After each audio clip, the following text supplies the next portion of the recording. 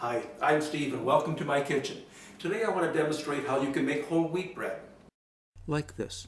This whole wheat recipe balances the nutrition and nutty taste of whole wheat with a touch of honey in a hearty, moist, faintly sweet loaf.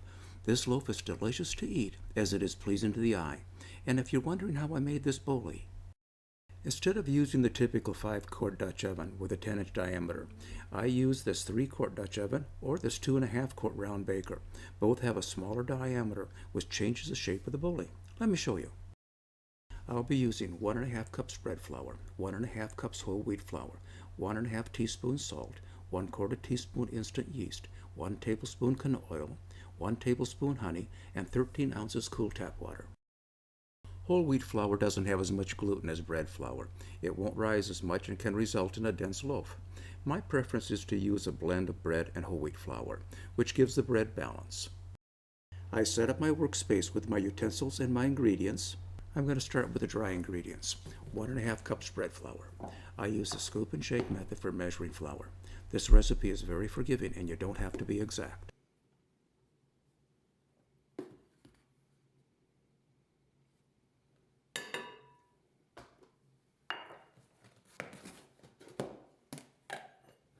One and a half cups whole wheat flour.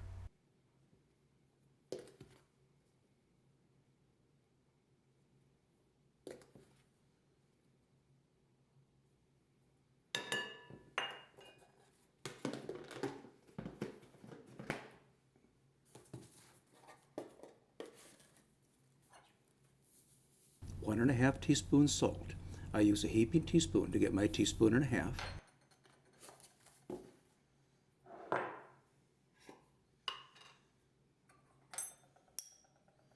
1/4 teaspoon instant yeast, sometimes referred to as bread machine yeast.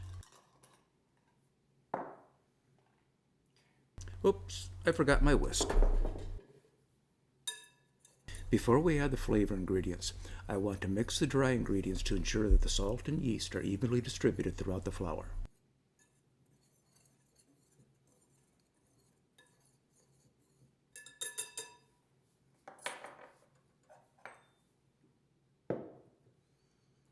Now the wet ingredients.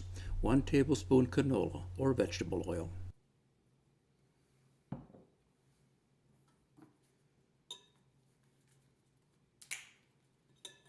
1 tablespoon honey.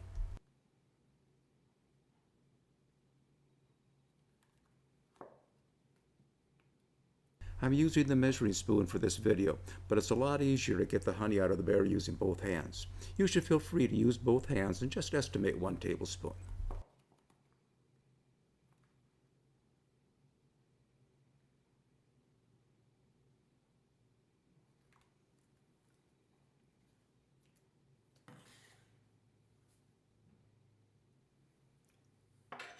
And 13 ounces cool tap water.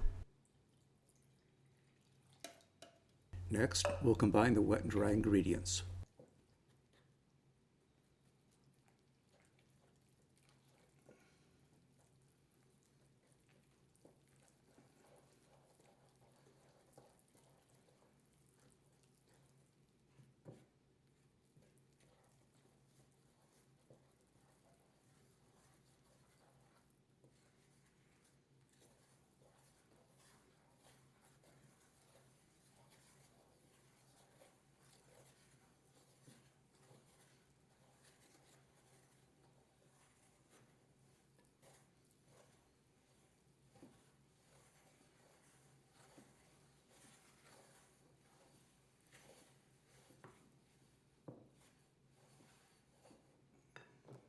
I'm going to scrape the sides of the bowl to get the last bits of flour into the dough.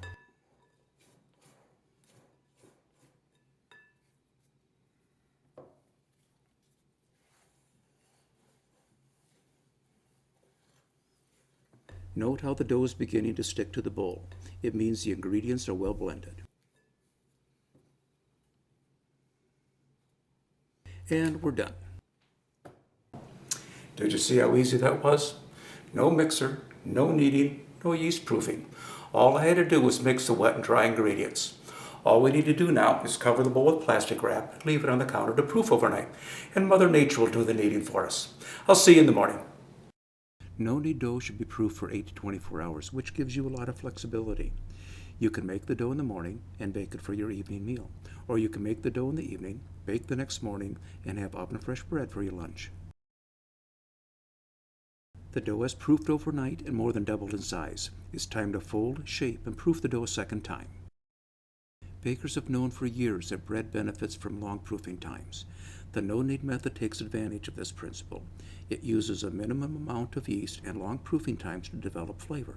Meanwhile, the long proofing times replaces the arduous task of kneading. Mother Nature does the kneading for you. I set up my workspace with the dough off to the left, flour and utensils off to the right, and off to the far right I have an 8-inch skillet and no-stick spray. I'm going to use a skillet to shape the dough during proofing, so I'll start by spraying the skillet with no-stick spray.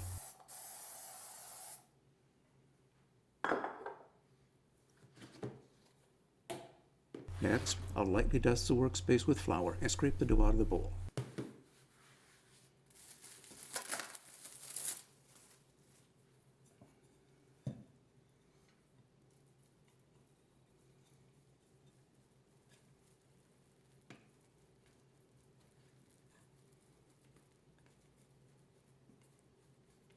Its stringy nature tells us Mother Nature has done her job. With floured hands, I'm going to lightly pat the dough to flatten.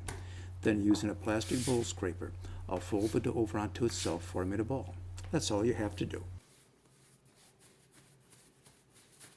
And the dough is ready to proof. I've placed the dough in the skillet and covered it with a flour sack towel to proof. Before I leave the kitchen, I'll prep the oven. I've positioned the rack on the lower part of the oven and inserted the baking vessel. I do it in advance so I don't forget. I'm going to proof the dough for an hour and a half, and I want to preheat the oven for half an hour, so I'm setting the timer for 1 hour. Dough should be proofed for 1 to 2 hours, and the oven should be preheated.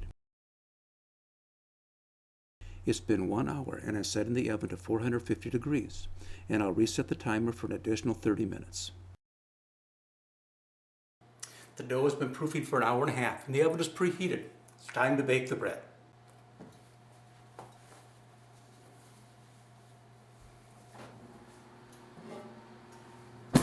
Okay, now watch how easy it is to transfer the dough to the Dutch oven when you use a skillet as a proofing basket.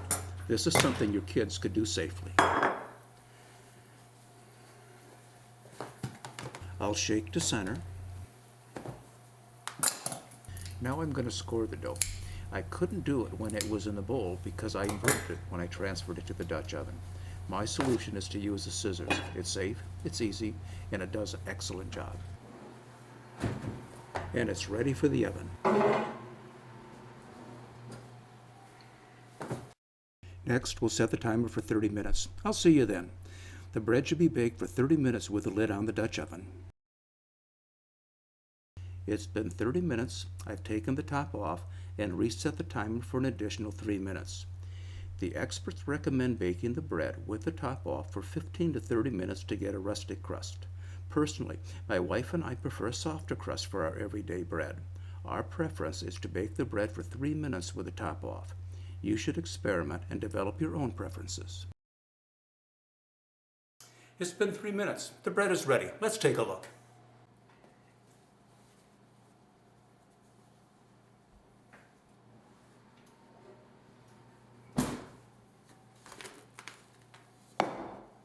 Look how nice and round the loaf is. This honey whole wheat loaf will taste as great as it looks. The appearance is excellent and the taste is great. You'll enjoy having fresh from the oven honey whole wheat bread around the house. I hope you found the video to be informative. My goal is to provide 4 layers of information to assist my subscribers. The videos are one of those layers. This summer or fall, I plan to come out with a cookbook which will discuss the ingredients and steps in greater detail, give 2 detailed recipes for beginners, and give abbreviated recipes for more experienced bakers.